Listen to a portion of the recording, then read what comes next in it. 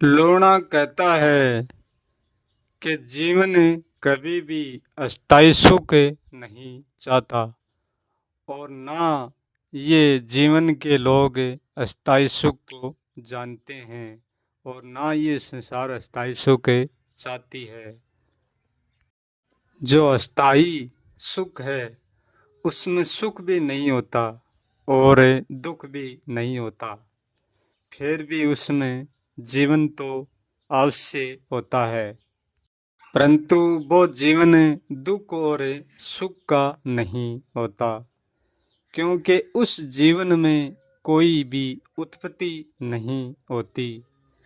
जिस जीवन में उत्पत्ति होती है उसमें दुख और सुख होते हैं, परंतु सही आधार से कहें तो ये केवल केवल दुख ही है।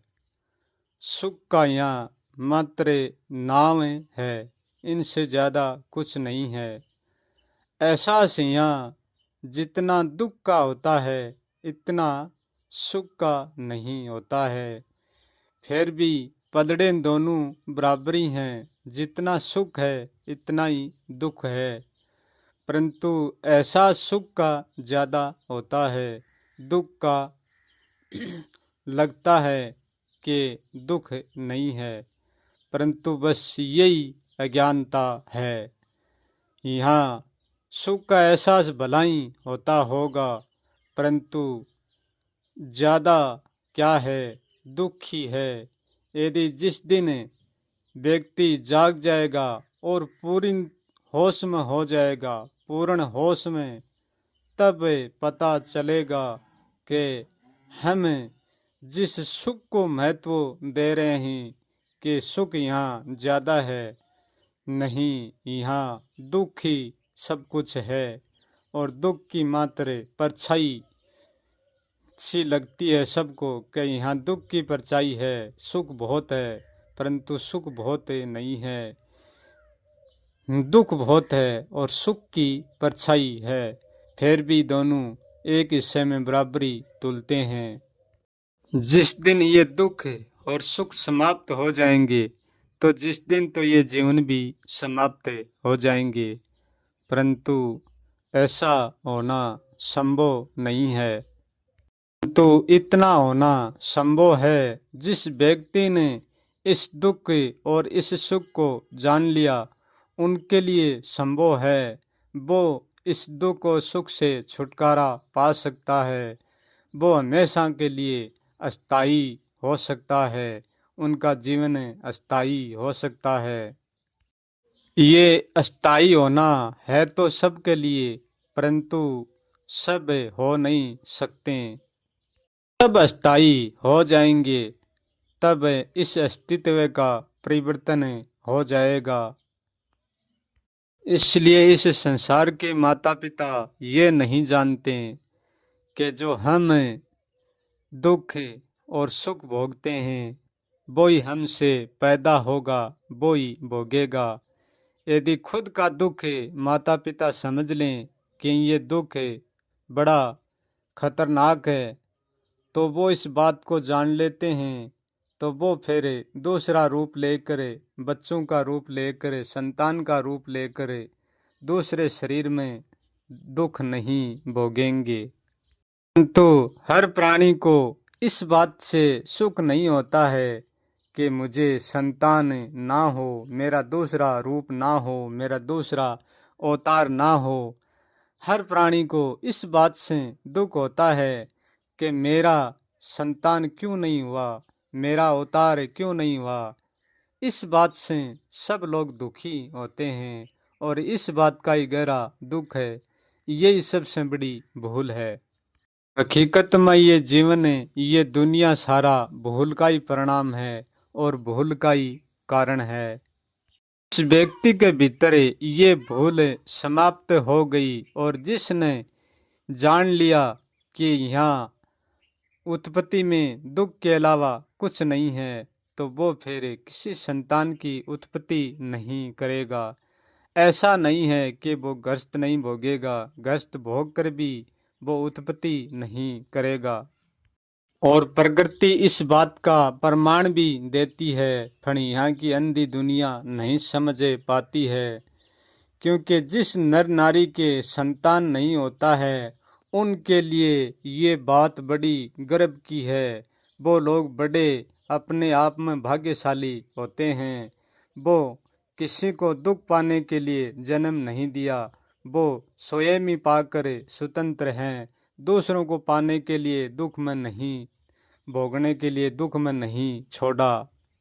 प्रकृति हर व्यक्ति को दोनों तरफ ले जाती है, दोनों भेद समझाती है। जिसको संतान देती है, उत्पत्ति होती है, वहाँ भी समझाती है कि देखो इसमें कितना दुख है। और जिसको संतान नहीं होती है, उनको भी समझाती है कि देखो इसमें कितना सुख है। परंतु व्यक्ति समझने के लिए तैयार नहीं है। वो तो इस बात को दुख मानता है कि हमारे संतान नहीं हुई। संतान होने के लिए अनेक उपाय करता है, कि जो खुद दुख में है वो दुख में ही डालेगा, कभी सुख में नहीं डाल सकता। संसार सारी दुख में ही होती है, इसलिए दुख की उत्पत्ति करती रहती है। व्यक्ति प्रकृति का ये संदेश समझ लिया कि हमारे संतान इसलिए नहीं हुई है कि हम किसी के दुख का कारण नहीं बने हैं, हम हमारे दुख तक सीमित हैं। इस बात को जानता है, वो प्रकृति का ये संदेश बिल्कुल समझ जाता है। और जो इस बात को नहीं जानता है, वो नहीं समझ पाएगा। वो तो हर पल यही सोचता है कि सबके संतान होती है, हमारे संतान क्यों नहीं होती है, हमारा बुढ़ापे में क्या होगा, हमारे हमको कौन संभालेगा। परंतु संभालने वाली प्रकृति है, उसको वो नहीं जानता। वह संतान वालों को भी संभालती है, और जिसके संतान नहीं है उनको वह भी संभालती है। यदि संसार के सारा लोग जीवन को जितना छोटा करे, इतना ही सुख सरल होगा। छोटा करने का अर्थ है, जीवन छोटा करने का अर्थ है कि संसार का हर नर नारी कम से कम संतान की उत्पत्ति करें। तो जब ये जीवन छोटा होगा और ये दुख छोटा होगा। एक नर नारी 10 बच्चों को जन्म दे दिया, कोई 15 बच्चों को जन्म दे दिया, तो समझो उनने बहुत बड़ा दुख ने निमित्त ने दे दिया। 10 जीवन खड़ा कर दिया तो वह 10 जीवन यहाँ दुख में हमेशा उलझते रहेंगे, जब तक जिएंगे। जब तक माता पिता ने एक ही जीवन खड़ा किया है आपसे, तो केवल एक ही जीवन दुख में उलझेगा, 9 जीवन बच जाएंगे। संतान की जितनी उत्पत्ति कम होगी, इतना ही जीवन सुखी होगा। संतान किसी के नहीं है तो दुखी मत होना, प्रकृति सबकी देखभाल करती है, संतान वालों की और न संतान वालों की भी करती है। तो इस बात को समझेगा वो ये अवश्य जान जाएगा कि संतान वाले कितने दुखी है, और जो नई संतान वाले हैं वह कितना सुखी हैं। स्वयं से दूसरा जीवन खड़ा करना कोई अस्थाई सुख खड़ा करना नहीं है, केवल दुख ही खड़ा करना है। ये ब्रह्मांड कोई दुख सुख में नहीं है, केवल दुख सुख में जीवन की प्रगति है। जो जीवन की प्रकृति को जान लेता है, वो दुख सुख को भी जान लेता है।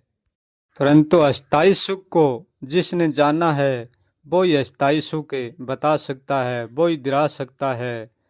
बाकी यहाँ अस्थाई सुख कोई नहीं दे सकता, क्योंकि यहाँ संसार के पास दुख का ही सुख है, वो ही दे सकते हैं, इनसे ज़्यादा नहीं। संतान की उत्पत्ति करना मिथ्याम तो गर्व की बात है, परंतु सत्य में कोई गर्व की बात नहीं है। तो इस दुख के सुख में ही पहुंचकर अटक जाते हैं, अस्थाई सुख तक नहीं पहुंचते हैं। सबसे बड़ी यही अज्ञान की बात है। दुख और सुख से परे होता है, वो अस्थाई सुख में पहुंचता है। परंतु अस्थाई सुख को तो लाख हम जानते हैं एक, और इन दुख और इन सुख को जानते हैं सब अनेक। इस जीवन की सारी प्रगति को तो ये अज्ञान शायद ही जागने दे, कि अज्ञान का आवरण इतना बड़ा है जो अज्ञान से तो ढक ही दिया, साथ साथ में ज्ञान बनकर अज्ञान और ढक दिया ज्ञान के रूप में। अस्थाई जो सुख है उसका नाम सुख भी नहीं दे सकते, उसमें ना कोई ज्ञान ना कोई अज्ञान, का नाम नहीं है इसलिए वो अस्थाई है। उसका नाम पड़ गया वो कभी अस्थाई नहीं है।